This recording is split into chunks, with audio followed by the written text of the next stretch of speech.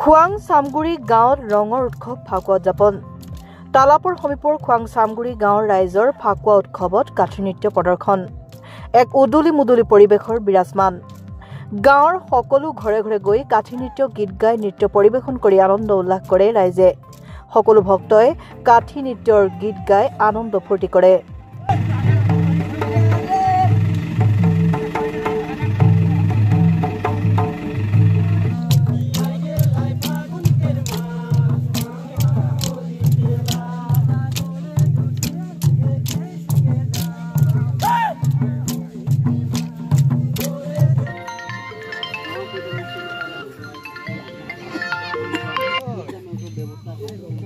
মই নিউজ কৰি আছো অলপ দেৰি खाबे मारी देनु धनु के चढ़ाई अरे भैया मारी देनु धनु के चढ़ाई सेवदाना खाबे रे बीड़ी बिछी खाबे मारी देनु धनु के चढ़ाई अरे भैया मारी देनु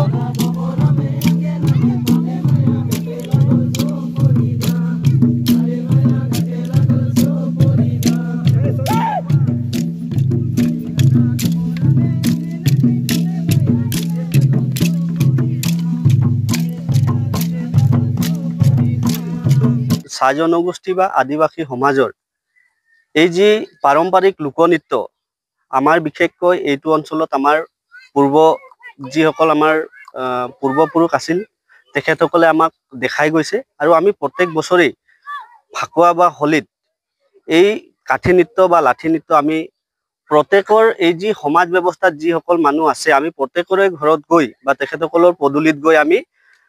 ৰাইজে পদধূলি দিয়ে আৰু এই লোকনৃত্যৰ যোগেদি সকলোৰে লগত ৰঙো খেলে আৰু সকলো গৃহস্থক ৰাইজে আশীৰ্বাদ দিয়ে যাতে সকলো ধৰণৰ অপায় অমংগলৰ পৰা দূৰত থাকক বা ভগৱানে সেইটো শক্তি দিয়ক। গতিকে আমাৰ পূৰ্বপুৰুষসকলে যি ধৰণে আমাক দেখাই গৈছে এতিয়া প্ৰায় নতুন প্ৰজন্ম আমাৰ অন্তত এইটো অঞ্চলত প্ৰায় নতুন প্ৰজন্ম সেইটো শিকিছে আৰু আমি হোলীত এইটো উদযাপন কৰোঁৱেই। হয়, আমাৰ চাহ জনগোষ্ঠী বা আদিবাসী লোকসকলৰ বহুত এনেকুৱা পাৰম্পৰিক লোকনৃত্য বা সাজ পোছাকে হওক বা বহুত বস্তু প্ৰায় আজি লুপ্ত হ'ব ধৰিছে। গতিকে আজি আপোনালোকৰ যোগেদি অন্তত আমি আংশিকভাৱে কিছু এটা প্ৰচেষ্টা কৰিছোঁ। অসমৰ ৰাইজে দেখক যে আমাৰ চাহ জনগোষ্ঠী বা আদিবাসী লোকসকলৰ এই কাঠি নৃত্য আছে, যিটোত মানে চাহ জনগোষ্ঠীৰ প্ৰত্যেকটা উৎসৱতে বেলেগ বেলেগ যি ধৰণে নিয়ম প্ৰচলিত হৈ আছে সেই তেনেকুৱা এই হোলীত ৰং খেলাৰ লগতে সকলোৱে আমি আনন্দ কৰাৰ লগতে আমাৰ সুকীয়াকৈ যি কাঠি নৃত্য আছে সেইটো যাতে তেখেতসকলে সংৰক্ষণৰ ব্যৱস্থা কৰক আৰু ক'ৰবাত প্ৰায় যদি আমি এই মঞ্চৰ পৰা এটা আহ্বান জনাব বিচাৰিছোঁ যে অসমৰ যিকোনো জেগাত বা য'ত য'ত পৰৱে হওক বা বেলেগ যিসমূহ উৎসৱ পাতে আমি আহ্বান জনাব বিচাৰিছোঁ সেইসকল বিষয়ববীয়াক বা সমিতিক যাতে কাঠি নৃত্যটো অন্তত প্ৰদৰ্শনীমূলকভাৱে হ'লেও প্ৰত্যেক জেগাত হ'ব লাগে